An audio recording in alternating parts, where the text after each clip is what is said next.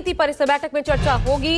India की बैठक में राहुल, नीतीश कुमार, ममता बनर्जी, शरद पवार, उद्धव, इसके अलावा एमके स्टालिन मौजूद रहेंगे। आज सीट शेयरिंग को लेकर फैसला होने वाला है। जो बड़ी जानकारी निकलकर सामने आ रही है, अगर ये होता है वाकई इसी तरीके से रोड मैप तैयार किया जाता है, सीट शेयरिंग पर ही बात होती है, तो आज ये बहुत महत्वपूर्ण दिन है, क्योंकि सीट शेयरिंग पर फैसला होने वाला है। ये सीट शेयरिंग का जो फॉर्मूला होगा 2024 तक, यानी लोकसभा चुनाव तक के रास्ते में कितने उबड़ खाबड़ ये रास्ता होगा, कितने ऑब्स्टेकल्स आएंगे या कितनी समतल ये जमीन होगी, ये तय करेगा। सीट शेयरिंग पर बहुत कुछ डिपेंड करता है, बड़ा दारोमदार है। ऐसे में इसको लेकर क्या अपनी महत्वाकांक्षाओं को एक तरफ रखकर संयुक्त रूप से फैसला लिया जा सकेगा, यह देखना महत्वपूर्ण हो जाता है। और कौन कहां से लड़ने वाला है, एक एक सीट पर फैसला होने वाला है। लेकिन देखिए बाहर, ये देखिए किस तरीके से वहां पर जमावड़ा देखने को मिल रहा है। आज क्या होगा, क्योंकि 3 बजे से ही वक्त बताया जा रहा था। 3 राज्यों में इससे पहले हमने देखा बीजेपी को जीत और कांग्रेस को जिस तरह शिकस्त का सामना करना पड़ा है, उससे पहले कई तरह की बयानबाजी भी आज की बैठक से पहले सामने आ गई। चौथी बैठक जब हुई थी तो शीतकालीन सत्र को लेकर मल्लिकार्जुन खड़गे के आवास पर रणनीति तय की गई थी। क्या वो पूरी हो पाई? उस एजेंडे के तहत विपक्ष फिलहाल, क्योंकि एक के बाद एक विपक्ष के सांसद सस्पेंड हो रहे हैं, तो क्या विपक्ष उस रणनीति के तहत शीतकालीन सत्र में अपनी बातें रख पा रहा है या फिर एक्ट भी कर पा रहा है? Meeting. What about convener, sir? All these are organizational matters not to be discussed. But the point is, we are very hopeful, optimistic, because the latest political situation, you see the entire opposition members of parliament are being expelled or suspended from the house. In such a situation, the unity of the opposition is need of the hour. It is highly required. So we are very, very hopeful of having a very good outcome in this meeting. What do you have planned for seat sharing, sir? No, all these matters will be discussed in the meeting. तो India गठबंधन के नेताओं को आप सुन रहे हैं कि optimistic हैं, हम बहुत होपफुल हैं, उम्मीद कर रहे हैं। और सबसे बड़ी बात ये है कि क्या ये जो एक के बाद एक सस्पेंशन हो रहा है, क्या ये जो एका है विपक्ष की एकजुटता जो है उसको और बल दे पाएगा, ये भी देखना होगा।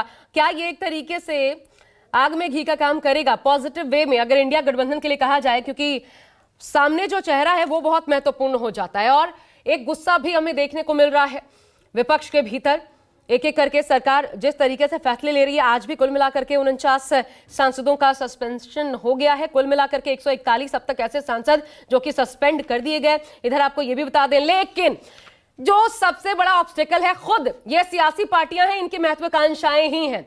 नीतीश कुमार है, इधर लालू प्रसाद यादव हैं, उधर ममता बनर्जी हैं, और महाराष्ट्र में शिवसेना, उद्धव गुट, ये तमाम सभी को साथ लेकर चलना, सारे के सारे सियासी समीकरणों को, अखिलेश यादव जिनको भूला ही नहीं जा सकता, सारे सियासी समीकरणों को साधना, क्या ये संभव हो पाएगा? पिछली बार आपको याद होगा ममता बनर्जी ने ये तक कह दिया था ये सारी बैठकें जो होती हैं इंडिया गठबंधन की वो कांग्रेस की ही टाइमिंग के अनुसार क्यों होती है। आज हालांकि ममता बनर्जी पहुंची हुई है, संदेश देना है जाहिर तौर पर, लेकिन ये संदेश तभी पॉजिटिवली सामने आ पाएगा जब इस बैठक से कुछ फ्रूटफुल निर्णय निकलकर सामने आता है, कुछ पॉजिटिव निकलकर सामने आता है। क्योंकि इससे पहले आपको बता दें, सामना में तंज कसा गया है। आज ही सामना में जो संपादकीय छपी उसमें कहा गया गठबंधन को संयोजक की जरूरत है, तय करें मोदी के सामने कौन चेहरा होगा, नहीं तो बात बनने नहीं वाली।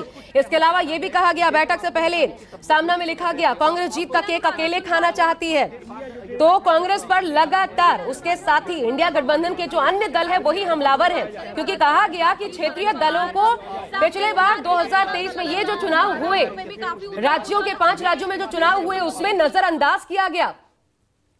और ये देखिए बड़ी खबर निकलकर सामने आ रही है, ये संयोजक की भूमिका में कौन होगा?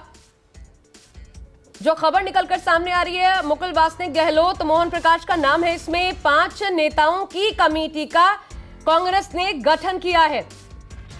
कांग्रेस ने नेशनल अलायंस कमेटी बनाई है, इसमें 5 नेता कुल मिलाकर के नेशनल अलायंस कमेटी, और इसमें मुकुल वासनिक जो है कमेटी के संयोजक बनाए गए। ये हालांकि सिर्फ कांग्रेस ने अपनी तरफ से कमेटी का गठन किया है। कुल मिलाकर के 5 नेताओं का, उनमें नाम देखिए, भूपेश बघेल, सलमान खुर्शीद का नाम है, मुकुल वासनिक है, अशोक गहलोत है, मोहन प्रकाश का नाम शामिल है। मुकुल वासनिक जो है वो हेड करेंगे 5 नेताओं की कमेटी। और जाहिर तौर पर अब इसका मतलब यह हुआ कि ये जो 5 नेताओं की कमेटी है, नेशनल अलायंस कमेटी जो बनाई है कांग्रेस ने, यही डील करेगी, एक तरीके से बातचीत करेगी, यही आगे कांग्रेस के लिए या बाकी दलों के लिए किस तरीके से किस फॉर्मूले पर बात की जानी है, या फिर एका बना करके आगे 2024 का चुनाव लड़ना है, ये कमेटी के जिम्मे ही होगा, सुपुर्द होगा, एक तरीके से पूरी जिम्मेदारी होगी। आला कमान से जरूर, बिना आला कमान के हस्तक्षेप के या उनके निर्णय बिना कोई फैसला होगा नहीं, लेकिन इतना तय है कि कमेटी को बहुत अहम रोल दिया गया है।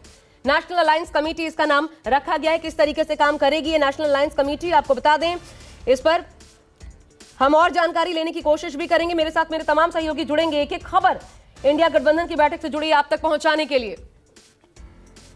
मेरे साथ ऋषिकेश इस वक्त मेरे सहयोगी जुड़ गए हैं, आइए सीधा उनका रुख कर लेते हैं। ऋषिकेश, ये जो नेशनल अलायंस कमेटी, ये देखिए एक तस्वीर सामने आ गई, अखिलेश यादव भी अब नजर आ रहे हैं, ममता बनर्जी आपको दिखी थी, संजय राउत आपको नजर आए थे, तमाम बड़े चेहरे पहुंच रहे हैं। इस पर हम बताते रहेंगे बीच बीच में क्या इनपुट आ रहा है। ऋषिकेश, लेकिन ये जो नेशनल अलायंस कमेटी कांग्रेस ने फॉर्म की है 5 सदस्यों की, मुकुल वासनिक हेड करेंगे, किस तरीके से काम करेगी, क्या जिम्मा होगा इनका?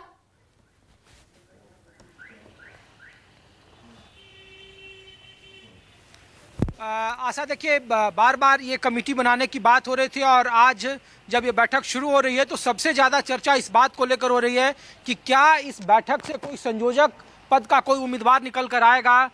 ये सबसे बड़ा सवाल है।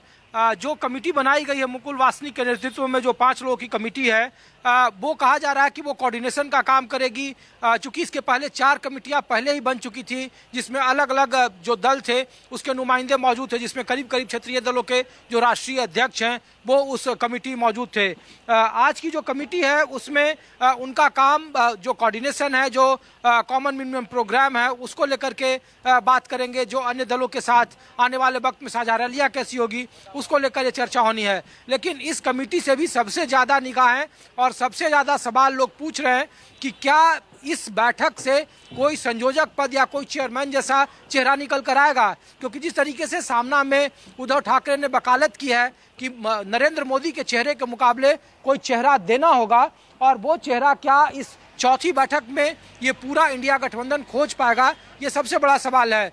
नीतीश कुमार की भूमिका क्या होगी, ममता बनर्जी क्या बंगाल तक ही सिमट कर रह जाएंगे, या फिर कांग्रेस जो गठबंधन में बड़े भाई की भूमिका में दिखना चाहता है, क्या वो भी, चाहे वो कैंपेन कमेटी हो या फिर जो संयोजन का जिम्मा है, क्या वो अपने पास रखना चाहती है, ऐसा कोई पद ही वो क्रिएट नहीं करना चाहती है। ये भी चर्चा है कि इस बैठक में संयोजक जो 4 राज्य, जो देश के कोने हैं अलग अलग, उत्तर, दक्षिण, पूरब और पश्चिम, उस 4 जोन से कोऑर्डिनेटर बनाए जाने की बात है।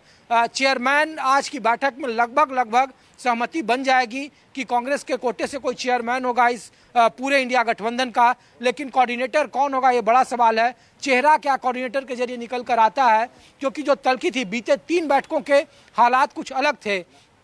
आज की जो बैठक है उसके हालात बिल्कुल जुदा हैं। अखिलेश यादव को कांग्रेस कैसे रिस्पॉन्ड करती है, ममता बनर्जी काफ़ी अड़ियल रुख पर पहले ही से वो स्टैंड लगाई हुई थी कि उन्हें सिर्फ और सिर्फ बहुत ही सीमित संख्या में उनके पास देने के लिए पश्चिम बंगाल में है। कांग्रेस को चुनना होगा कि वो लेफ्ट के साथ जाए या वो उनके साथ रहे, क्योंकि लेफ्ट के साथ तृणमूल कांग्रेस वहाँ गठबंधन नहीं कर सकती है। अरविंद केजरीवाल जो पहले ही 13 सीटों पर दावा कर रहे हैं, लेकिन इन सब के बावजूद जो गठबंधन के नेता हैं, जो कांग्रेस के नेता बात कर रहे हैं कि जिस तरीके से अरविंद केजरीवाल को समन ईडी की तरफ से किया गया है, इस बैठक के ठीक पहले तकरीबन 100 सांसदों का निलंबन हो गया है, तो इससे एकजुटता में और ज़्यादा बढ़ोतरी होगी और ज़्यादा उत्साह वर्धक तरीके से नतीजे आएंगे। क्योंकि सभी विपक्षी दल के नेता, या चाहे वो क्षेत्रीय छत्रप हो या कांग्रेस खुद चाहती है कि अगर 2024 में बीजेपी को रोकना है, 250 से नीचे की सीट पर लाना है, तो मिलकर चुनाव लड़ना होगा। 300 सीट पर जो 1 बनाम 1 का फार्मूला नीतीश कुमार ने दिया था, वो उसे अमली जामा पहनाया जाना होगा। तो ये बड़ी बात है। इस बैठक में हालांकि और भी एजेंडा में चर्चा होगी, सिर्फ ये सीट शेयरिंग के फार्मूले तक इस बैठक में चर्चा नहीं होनी है, बल्कि इसमें कॉमन मिनिमम प्रोग्राम पर चर्चा होगी। इसके तुरंत बाद जनवरी के पहले सप्ताह से जो साझा रैलियां कराई जानी है उस पर चर्चा होनी है। ये ऐसे बहुत सारे मुद्दे हैं जिस पे आज कम से कम सॉर्ट आउट किया जाना चाहिए। और जो क्षेत्रीय दल बार बार कह रहे हैं कि ये सब चीज़ें हो जाएंगी, लेकिन पहले सीट शेयरिंग सबसे बड़ा इशू है, क्योंकि हाँ, वहीं सीट पे शेयरिंग कांग्रेस सबसे बड़ा आखिरी इशू वक्त में इसलिए अपना क्योंकि दांव खेलती है। कांग्रेस जो है वो कितनी भूमिका दूसरों को देगी, कितनी सीटों पर कांग्रेस मानेगी। अच्छा, एक बात ऋषिकेश और समझ आती है जो आप बता रहे हैं, उससे एक बात और, भले ये तमाम पार्टियां 3 राज्यों में जितने भी 27 दल अभी तो उनके नेता पहुंच चुके हैं, ये सुनने में आ रहा है, तो इनके नेता भले कांग्रेस को कटघरे में खड़ा करे, कांग्रेस पर तंज कसे, ये कहें कि जीत का जो केक है अकेले कांग्रेस खाना चाहती है, ये भले कहा जाए, लेकिन ये भी सच है बिन कांग्रेस भी दाल नहीं गलने वाली। इनमें अगर एका है तो वो भी कांग्रेस की वजह से ही है, और कांग्रेस चाहिए, ये मजबूरी भी है इन 27 दलों की। एक कांग्रेस को अगर छोड़ दें, क्योंकि 28 कुल मिलाकर के इस इंडिया गठबंधन में दल, तो ये मजबूरी भी है कि किसी जिसकी ओर देख रहे हैं आप खुद भी संयोजक का नाम तय नहीं कर सकते, आपको चाहिए इसका निर्णय लेने के लिए भी कांग्रेस ही चाहिए।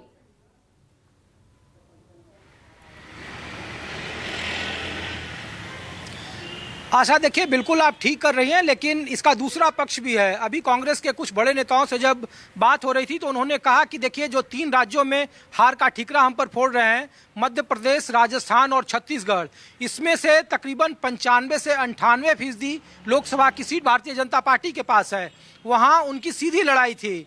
दूसरी बात जो बार बार ये पूछा जा रहा है कि संयोजक पद को लेकर या कांग्रेस क्या बैकफुट पर है, तो कांग्रेस बार बार ये संकेत दे रही है कि आज की बैठक के पहले उत्तर प्रदेश जो एक सबसे बड़ा चंक है, 80 लोकसभा की सीटें हैं, वहाँ के तकरीबन 50 बड़े नेताओं को बुलाकर उसे राय मशवरा किया गया और पूरे नेताओं ने एक सुर में कहा कि उत्तर प्रदेश में गठबंधन होना चाहिए। समाजवादी पार्टी, आरएलडी, नीतीश कुमार अगर चाहते हैं कि वो उधर अपने जातीय इलाके में अगर वो चाहते हैं कि अपनी भागीदारी निभाएं तो उन्हें भी कंसीडर करना चाहिए। बीएसपी को लेकर एक बड़ा पेच जरूर फंसा है, लेकिन अखिलेश यादव या समाजवादी पार्टी के साथ कोई सीट शेयरिंग पर दिक्कत वाली बात सबसे ज्यादा वहीं पर चुभ रही है, क्योंकि गठबंधन करना है ये उत्तर प्रदेश की कांग्रेस कमेटी भी कह रही है, सेंट्रल नेतृत्व भी कह रहा है, लेकिन सीट का फॉर्मूला क्या हो यहाँ पे पेच फंसा हुआ है। इसलिए देखिए कि जब ये बैठक शुरू हो रही है तो ठीक दूसरी तरफ सहारनपुर से लखनऊ तक कांग्रेस यात्रा शुरू कर रही है अगले 15 दिनों तक, खुद को मजबूत करने के लिए। आप बने रहिएगा। बिल्कुल, मैं ऋषिकेश आपके पास आती हूँ। मेरे 2 सहयोगी इस वक्त प्रशांत देव, कुमार गौरव भी जुड़ चुके हैं। और कुमार, अगर आप सुन पा रहे हैं, बड़ी बात यह भी है एक कि भले इस बात से बीजेपी खुश हो सकती है जो आज सामने में लिखा गया कि ये कहने मात्र से कि सब एकजुट हैं बात नहीं बनेगी, बल्कि हमें मोदी के सामने चेहरा प्रस्तुत करना पड़ेगा। ये तय करें कि मोदी के सामने कौन। ये अपने आप में खुश होने के लिए बीजेपी के लिए काफी है कि कितना बड़ा ऑरा, कितना बड़ा व्यक्तित्व प्रधानमंत्री का कांग्रेस भी गंभीरता से समझ रही है इस बात को। लेकिन जो हो रहा है सरकार की तरफ से एक के बाद एक, कुल 141 सांसदों का सस्पेंशन आज तक हो गया। क्या ये और आग में घी डालने का एक तरीके से, क्या ये और एका को मजबूत करने का काम, उनको और मजबूत करने का काम बीजेपी नहीं कर रही, उल्टा?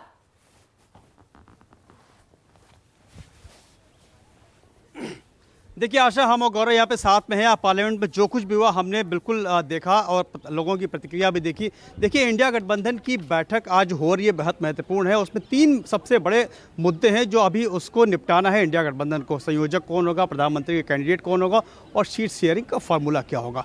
ऐसे में यह सब कुछ तय होगा, फिर इनको अपनी काउंटर पार्ट जहाँ पर मोदी जैसा नेता है उससे उसका मुकाबला करना, उस हिसाब से उनको फैसले लेने हैं। कुमार से हम बात करेंगे। गौरव, जो कुछ भी आज संसद में हुआ, हमारे एंकर जो आशा ये पूछ रही है कि इस तरीके से लोगों का निलंबन करने से ऐसा संदेश भी जा रहा है कि बीजेपी एक तरीके से बाकी विपक्ष को और मजबूत और इकट्ठा होने का मैसेज दे रही है, क्योंकि ये बहुत ही आश्चर्यजनक है सबके लिए कि लगातार करीब 150 सांसदों का निलंबन।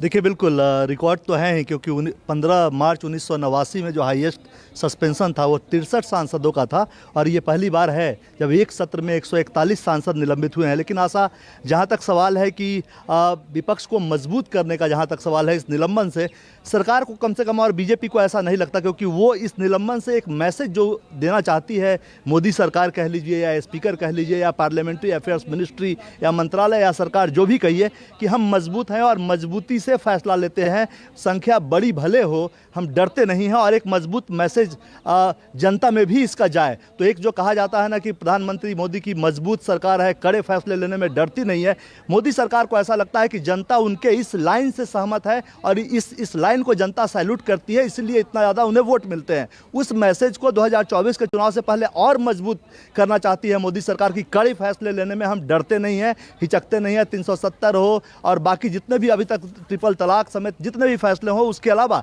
संसद में अगर गरिमा बनाकर आप नहीं रखेंगे तो आप सदन से बाहर जाएंगे। लोकसभा और राज्यसभा दोनों के सस्पेंशन का यही मैसेज है, और यहाँ से सबको सस्पेंड कर दिया गया तो विपक्ष और ज़्यादा मजबूत हो जाएगा। देखिए, विपक्ष की अपनी चुनौतियाँ हैं, और बीजेपी और एनडीए को ऐसा लगता है कि विपक्ष एकजुट होकर भी बहुत ज़्यादा एक दूसरे को लाभ, जैसे ममता बनर्जी उत्तर प्रदेश में कितना अखिलेश यादव को लाभ पहुंचा पाएंगी। आप आम आदमी पार्टी को ही देखिए, पंजाब में वो यहाँ वो बैठक में साथ बैठे हैं, लेकिन पंजाब में कल उन्होंने कहा कि 13 के 13 सांसद हमें जिताना।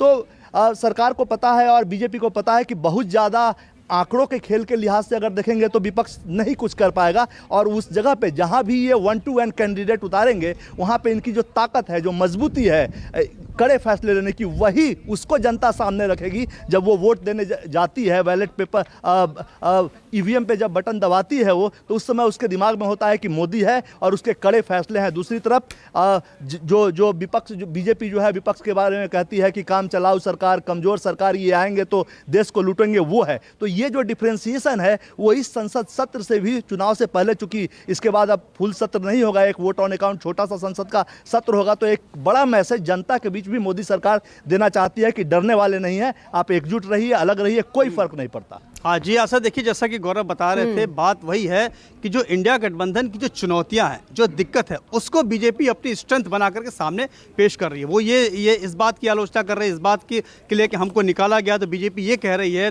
सदन में कि आपने नियम तोड़ा है, आपने हंगामा किया, और हम कड़े फैसले लेने से कहीं कतराते नहीं है। तो जो जहाँ जहाँ इनकी वीकनेस हो रही है, बीजेपी उसको अपना स्ट्रेंथ बना करके 2024 की तैयारी मुझे में तो हुई है। और एक और चीज नजर आती है, वो नजर ये आती है, प्रशांत आप भी सुन रहे होंगे, ऋषिकेश भी सुन रहे होंगे, रमन कुमार भी हमारे साथ अब ऋषिकेश के साथ मौजूद हैं। ये सवाल रमन से ऋषिकेश लीजिएगा कि ये अभी आज ही केसी त्यागी का बहुत महत्वपूर्ण बयान आया। उन्होंने कहा हमने 1 साल बर्बाद कर दिया इंडिया गठबंधन ने, और 1 साल बर्बाद करने के बाद आज हम देख रहे हैं बीजेपी जमीन पर काम कर रही है।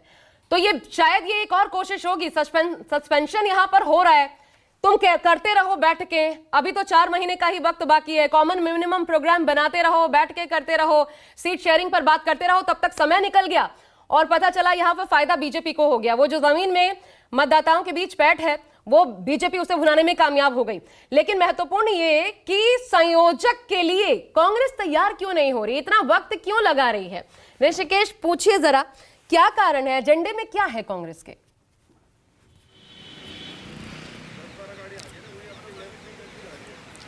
रमन जी, सहयोगी पूछ रहे हैं कि 3 बैठकों के बाद एक तो अंतराल बड़ा था, बैठकों से क्या होगा? जेडीयू केसी त्यागी कह रहे हैं कि सिर्फ और सिर्फ बैठ के करते रहिए, बीजेपी लगातार जमीन पर काम करे, उसके प्रधानमंत्री लगातार ताबड़तोड़ सभाएं कर रही हैं, आपको एक संयोजक नहीं मिल रहा है।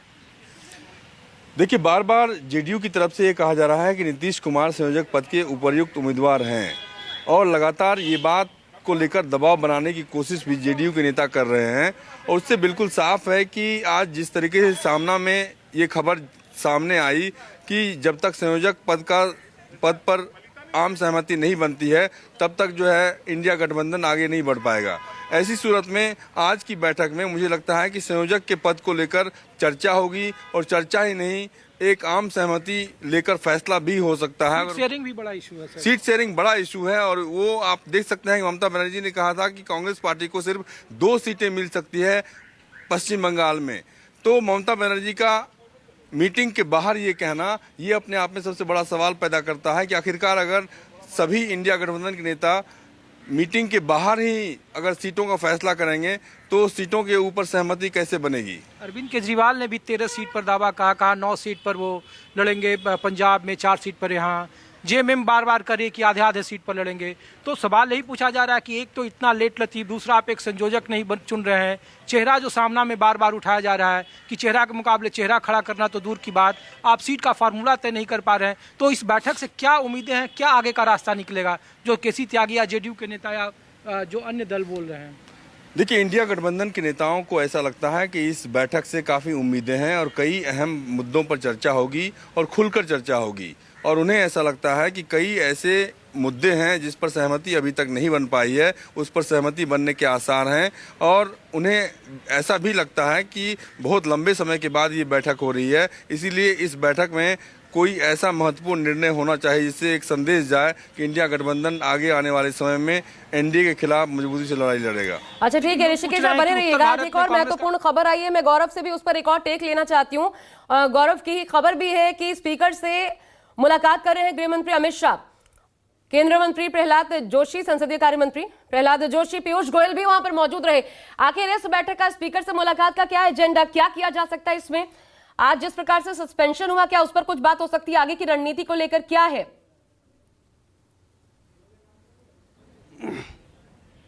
देखिए आशा, कुछ टेक्निकल कारण से गौरव अभी हमारे साथ में नहीं है, लेकिन मैं आपको बता दूं ये जो मुलाकात है उसका मतलब यही है कि क्योंकि जो इम्पोर्टेंट बिल्स हैं उस बिल पर चर्चा करेंगे ताकि वो बिल आसानी से वहाँ पे पास हो जाए। और जाहिर सी बात है जो कुछ भी हुआ उस पर भी चर्चा होनी है, उसकी जानकारी लेंगे। और चूँकि स्पीकर से गृह मंत्री की मुलाकात इस मायने में भी काफ़ी महत्वपूर्ण हो सकती है कि जो संसद में सुरक्षा चूक का मामला है तो उस पर हो सकता है कुछ इनपुट आया हो, उसको शेयर कर रहे हो और बाद में सदन के जरिए आपको जानकारी मिले। क्योंकि आपको पता है कि गृह मंत्री ने ये बात कही है कि जो भी जानकारी मिलेगी आपको लोकसभा अध्यक्ष के जरिए मिलेगी। तो अगर कोई जानकारी इन्वेस्टिगेशन पार्ट से गृह मंत्री के पास आई है तो गृह मंत्री खुद नहीं देंगे, गृह मंत्री वाया लोकसभा अध्यक्ष देंगे, लोकसभा सचिवालय के जरिए सदन को पता चलेगा। तो जैसा कि गृह मंत्री ने अनाउंस किया था कि बहुत मतलब 15 से 20 दिनों के अंदर सब कुछ साफ हो जाएगा। तो कुछ अगर इनिशियल इन्फॉर्मेशन उनके पास हो सकता है उसको चर्चा के लिए वहाँ पे गए हो, बताएं और सदन को उसके बारे में जानकारी मिली। तो ये बात ये समझी जा सकती है। लेकिन महत्वपूर्ण जो जैसे मैंने बताया इस पर जरा राय दीजिए। इस पर महत्वपूर्ण एक सवाल ये हो जाता है कि गृह मंत्री के पास अगर इनपुट भी है, इतनी बड़ी घटना घट जाती है, गृह मंत्री कई कार्यक्रमों में शामिल होते हैं, निजी चैनल के कार्यक्रम तक में चले जाते हैं, वहां पर घंटों वक्त देते हैं, लेकिन अगर विपक्ष ये मांग कर रहा है कि आपको इस पर बोलना चाहिए तो इस मांग में नाजायज क्या है? आपको इस पर जवाब देना चाहिए। देश भी जानना चाहता है क्या अभी तक इनपुट्स आए हैं, क्या हुआ था, कैसे हो गया ये चूक, किसकी जिम्मेदारी मानी जाए? इस पर गृह मंत्री से जवाब नहीं लिया जाएगा तो किससे लिया जाएगा? तो गृह मंत्री को जवाब देने में दिक्कत है क्या? और मैं जोड़ दूं प्रशांत, जरा मैं जोड़ दूं इस सवाल आज हमने बीजेपी क्योंकि सदन चलाने की जिम्मेदारी सरकार की भी है। आप सस्पेंड करते रहिए, फिर तो ना चर्चा होगी ना सदन चलेगा। तो जिम्मेदारी तो आपकी भी है, सिर्फ विपक्ष पर जिम्मेदारी डाल देने से बात नहीं बनेगी।